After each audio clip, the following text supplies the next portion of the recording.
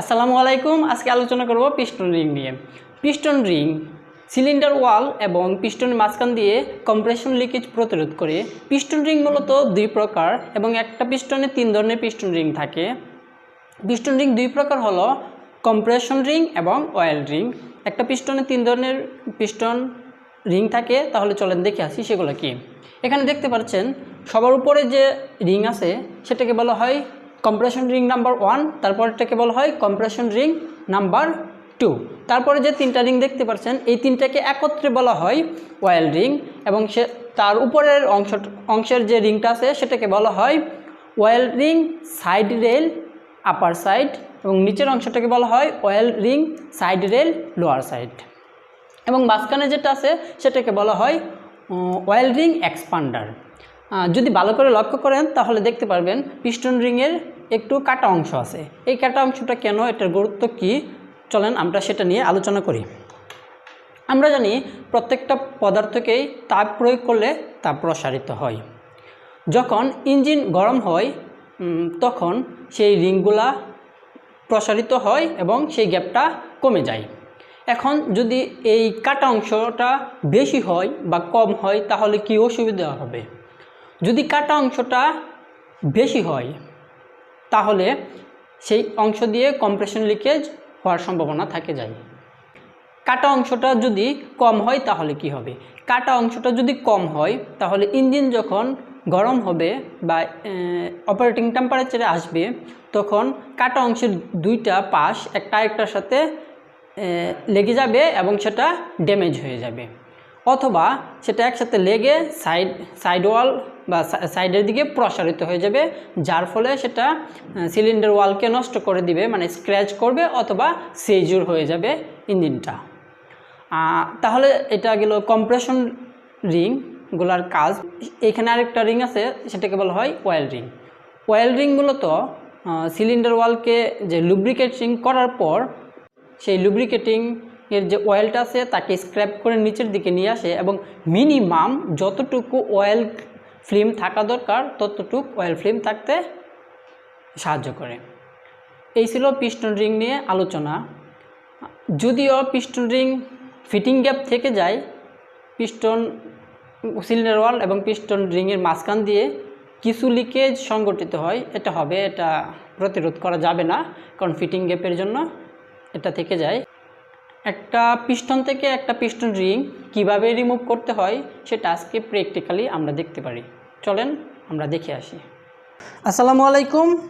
এটা হলো piston ring remover টুল বা পিস্টন রিং এক্সপান্ডার অথবা পিস্টন রিং টুল, আমরা যে নামেই বলি। এটা দিয়ে আমরা পিস্টন রিং রিমুভ করব এবং ইনস্টল করব। এটা হলো পিস্টন এবং এগুলো হলো পিস্টন রিং। সো আজকে আমরা দেখাবো কিভাবে সঠিকভাবে পিস্টন রিং রিমুভ করতে হয়। আমাদের দেশে আসলে এই টুলসটার অনেক অভাব, ম্যাক্সিমাম ওয়ার্কশপে এই টুলসটা পাবেন না আপনারা। সবাই হাত দিয়ে রিংগুলো খোলে, যেটা অন্তত অনেক রিস্কি, রিংগুলো ভেঙে যাওয়ার সম্ভাবনা থাকে অথবা অনেক অন্যান্য সমস্যা হয়। সো এটা রিমুভ করার জন্য আমাদেরকে যা করতে হবে যে এই যে কাটা অংশটা আছে, কাটা অংশটার ঠিক বিপরীত পাশে আঙ্গুল দিয়ে চাপ দিয়ে ধরবেন। তারপর এই টুলসের এই অংশটা এই কাটা অংশে এভাবে বাজাবেন। তারপর এই দুই পাশটা প্রথম এবং দ্বিতীয় রিংয়ের মাঝখানে বসাবেন, তারপর এটাকে রিমুভ করবেন। তাহলে চলেন আমরা রিমুভ করি।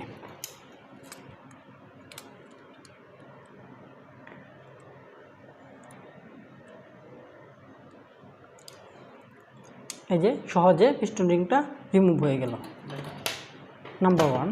তারপরে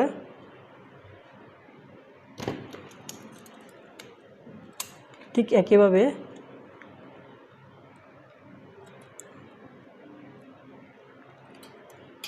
নাম্বার 2 এবং নাম্বার 3 বা অয়েল রিংয়ের রিংগুলো রিমুভ করার জন্য আসলে এটা দিয়ে রিমুভ করা যাবে না, কারণ এটা অনেক পাতলা, সো ভেঙে যাওয়ার সম্ভাবনা আছে। তাই আমরা হাত দিয়ে করব।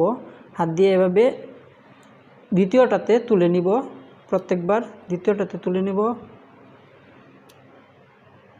এটা ইচ্ছা করলে আপনি একবারে নিতে পারবেন, কিন্তু নেবেন না, কারণ রিস্কি হয়ে যায়, ভেঙে যাওয়ার সম্ভাবনা থাকে। তারপর এর উপরের অংশটাতে নিয়ে আসবো,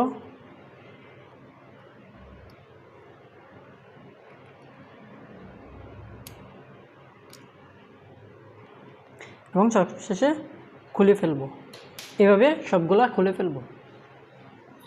করার পর piston compression ring number 1, number 2 এবং অয়েল রিং, আপার সাইড, লোয়ার সাইড এবং এক্সপান্ডার।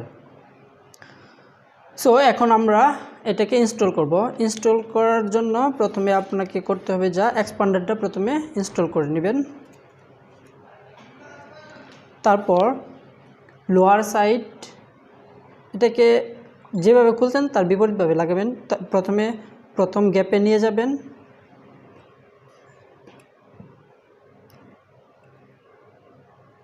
তারপর দ্বিতীয় গ্যাপে,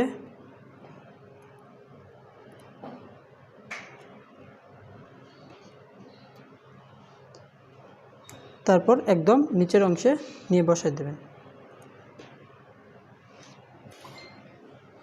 তারপর এটা ঠিক সেমভাবে প্রথম অংশে প্রথমে, তারপর দ্বিতীয় অংশ, তারপর একদম নিচের অংশে বসাই দেবেন। তারপর নাম্বার 2, এখানে দেখেন একটা বাজ আছে, এই যে বাজটা দেখতে পাচ্ছেন, এই বাজটার নাম্বার 2। সো এটাকে নিচের দিকে রাখবেন এবং এখানে এভাবে বাজাবেন। তারপর এক্সপ্যান্ড করবেন। এক্সপ্যান্ড করার পর এখানে দ্বিতীয় রিংয়ের সোজা ছেড়ে দিবেন। ইনস্টল হয়ে গেল আমাদের রিং নাম্বার 2। রিং নাম্বার 1 ঠিক একইভাবে এখানে বাজাবেন, তারপর এক্সপ্যান্ড করবেন, তারপর এখানে ছেড়ে দিবেন। ইনস্টল হয়ে গেল। পোস্ট করুন।